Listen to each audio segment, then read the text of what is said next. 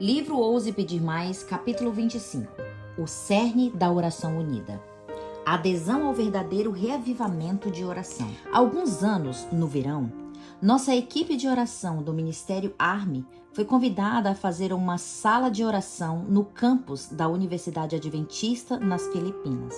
Ali, por dias, fizemos pouco mais do que orar com alunos e docentes. Embora trabalhássemos por muitas horas, foi muito recompensador para o nosso time ver a vida de jovens cristãos mornos ser reavivadas, energizadas e transformadas. Muitos que nunca haviam se interessados pelas coisas espirituais entregaram a vida a Cristo e fizeram uma mudança radical. E muitos dos jovens permaneciam na sala de oração por horas. Certo dia, uma moça chamada Christian, incentivada pelos convites de um amigo, foi ver o que havia de tão especial naquelas reuniões de oração unida. Christian nunca havia orado com outras pessoas antes e, na verdade, não tinha um relacionamento muito íntimo com Deus.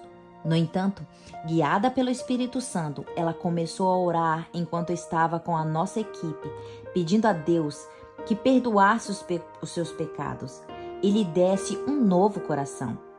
Depois, ela nos contou com lágrimas nos olhos: Deus me deu tamanha paz, algo que nunca havia vivenciado antes. Obrigada por orarem comigo.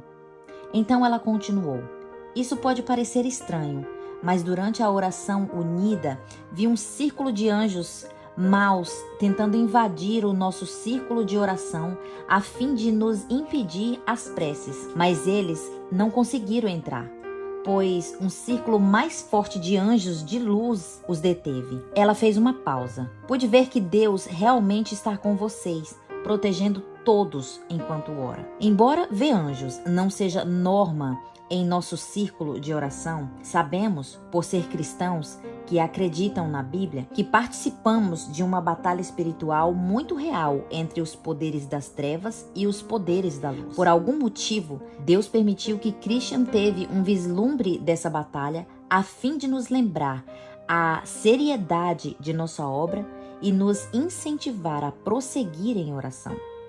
Conforme Salmos 34:7 diz: o anjo do Senhor acampa ao redor daqueles que o temem e os livra. Que promessa maravilhosa! Que presente poder ver essa realidade. Ao viajar pelo mundo ao longo dos últimos anos, falando sobre o poder da oração e encorajando as igrejas a se unirem em oração, tenho testemunhado milagres após milagres, à medida que o Espírito Santo de Deus é derramado, trazendo laodicenses indiferentes de volta à vida. Vi pequenos grupos de oração unidas surgirem em todos os lugares. Entretanto, o inimigo não fica feliz e faz de tudo para impedir, ou pelo menos atrapalhar a obra, pois sabe que é a oração, sobretudo a oração unida, que é a arma mais prejudicial às suas forças. Por mais surpreendente que pareça, alguns que tentam deter esse movimento de oração unida são os membros da igreja. Cristãos que ficam com medo de se enveredar por um reavivamento falso. Embora ache que esses cristãos tenham motivos sinceros, sei que o Espírito Santo se entristece ao ver como o reavivamento genuíno de oração é impedido por suas palavras e suas ações. É por isso que necessitamos nos unir em ainda mais oração, para que o movimento genuíno de oração encabeçado por Deus não seja atrapalhado nem mesmo por fogo amigo. Quando oramos juntos, não estamos apenas dobrando o poder, pois Deus trabalha com multiplicação, não com soma. Ao orar junto, podemos clamar a promessa divina de que, se estivermos cheios de seu poder e firmados sobre a rocha, um de nós poderá perseguir 1000, e 2 serão capazes de fazer 10.000 fugirem. Deuteronômio 32:30.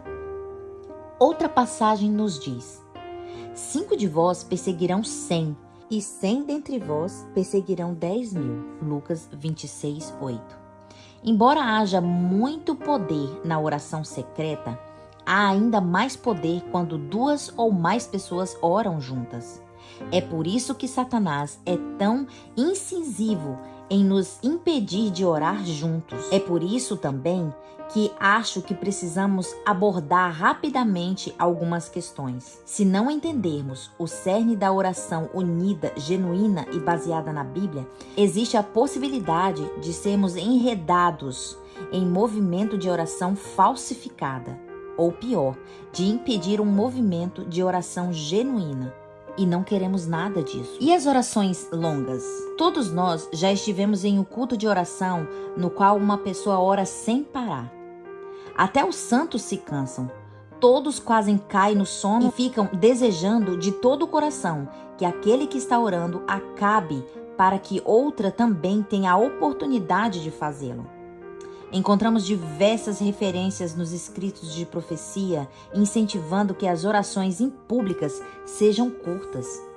Ellen White sempre escrevia estas palavras no contexto de manter as reuniões de oração interessantes. Faça orações curtas nos cultos e as orações longas ao conversar, ao entrar em comunhão com Deus em particular. Aprendei a orar breve e direto ao ponto, pedindo justo aquilo que necessitais. Na época dos pioneiros do Adventismo, as reuniões de oração costumavam durar bastante tempo, estendendo-se noite adentro. Sem dúvida, isso seria contrária à atuação de Deus na história passada. Isso não significa também que toda reunião precisa incluir um tempo longo de oração. Não queremos que os nossos cultos sejam cansativos e tediosos.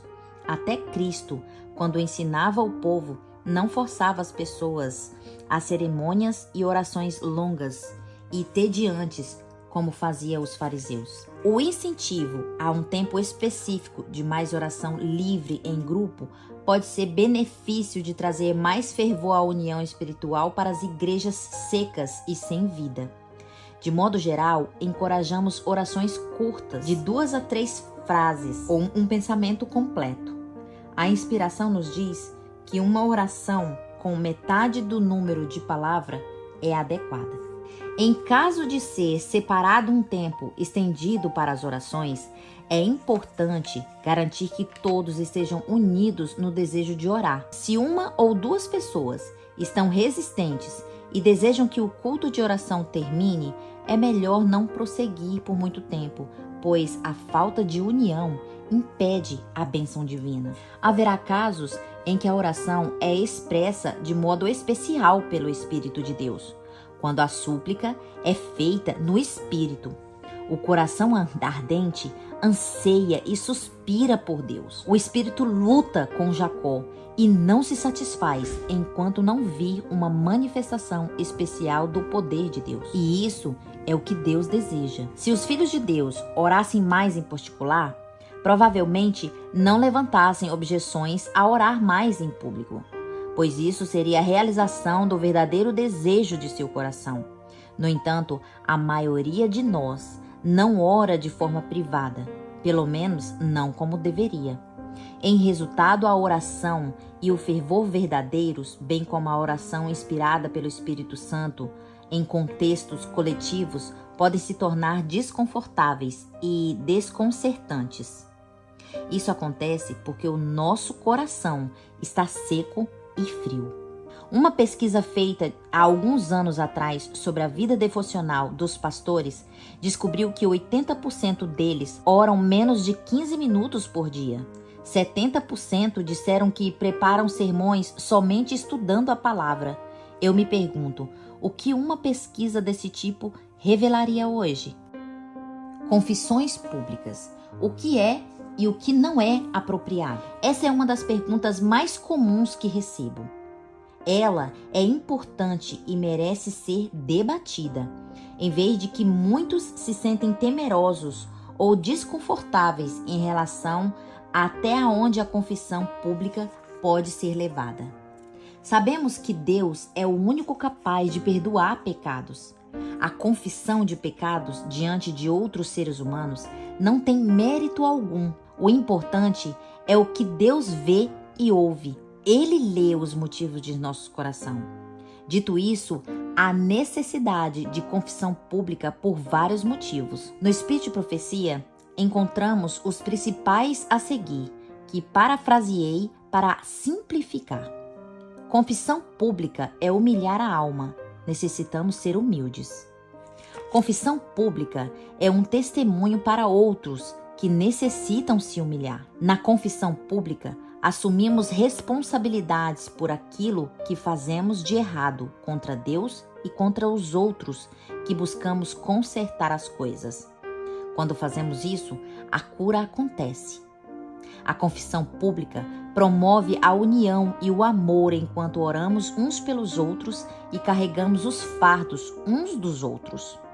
A confissão pública de pecado, como o egoísmo e a fraude da desonestidade em relação a Deus e ao próximo, o orgulho, a ausência de oração, pecados na família e muitos outros que fazem o Senhor franzir o senho para o seu povo, precisam ser reconhecidos. É apropriado partilhá-los em público, pois todos temos responsabilidades por esses atos. Precisamos perguntar a Deus o que devemos e o que não devemos falar em público. Uma coisa, porém, fica bem claro. Deveriam estar acontecendo muito mais confissões públicas do que vemos atualmente. Todos os pecados reconhecidos necessitam ser confessados de maneira específica e deixados de lado. Que nenhum orgulho, estima ou justiças próprias impeçam de alguém de confessar o seu pecado para que possa fazer jus à promessa. O que encobre as suas transgressões nunca prosperará, mas o que confessa e deixa alcançará misericórdia. Provérbios 28:13. Não retenhais coisa alguma de Deus, e não negligencieis a confissão de vossas faltas aos irmãos. O objetivo da oração unida inspirada na Bíblia.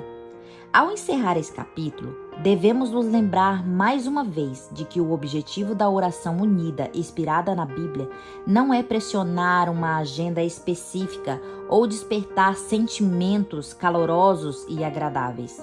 O propósito de orar em grupo é desenvolver maior união na verdade, a fim de que os planos e os desejos de Deus se cumpram. Ellen White escreveu: grande importância é atribuída à oração feita em comum à união de desígnios. Deus atende às orações dos indivíduos. Nessa ocasião, porém, Jesus estava dando lições especiais e importantes que deviam ser particular de influência na igreja que acabava de organizar na terra. Deve haver acordo acerca de coisas que desejam, pelas quais oram. Não simplesmente os pensamentos e esforços de uma só pessoa sujeita a enganos, mas as petições devem constituir o veemente desejo de várias mentes concentradas a um ponto. Em qual tema devem concentrar nossas orações? No derramamento do Espírito Santo, na pregação do Evangelho e na revelação da glória de Deus ao mundo, para que ele possa voltar a fim de buscar sua noiva. Satanás sabe da seriedade da nossa grande comissão. Por isso, ele tenta nos manter distante de nossa verdadeira fonte de poder. No entanto, enquanto a batalha em torno da oração continua, precisamos garantir que estamos ao lado certo da vitória espiritual. Caso contrário, Satanás será vitorioso. Rejeitamos aquilo que é falso e aceitamos o verdadeiro à medida que prosseguimos de joelho, pedindo que a vontade de Deus se cumpra e que seu Espírito seja derramado. Há mais que ele espera fazer. Está aguardando, porém, que mais de nós oremos.